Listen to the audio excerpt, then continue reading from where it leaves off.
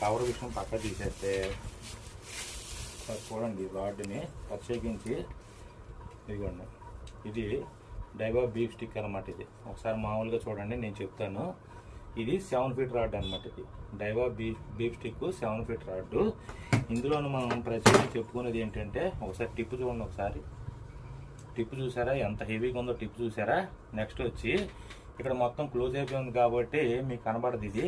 ఇదంతా కూడాను plain carbon, మొత్తం అంతా రాడ్ అంతా కూడాను మంచి హెవీ యాక్షన్ అనమాట అండి.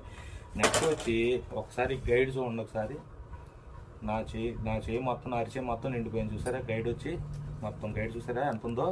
తర్వాత ఈ గైడ్ ఎంత ఉందో దీని చుట్టూ కూడాను, దీనికి మొత్తం అంతా కూడాను అలా కోటగా ఉంది కూడా మొత్తం సేమ్ అలాగే వచ్చేసింది చూసారా? గైడ్ ఎంత ఉందో మొత్తం. డైవా కంపెనీ అండి ఇది.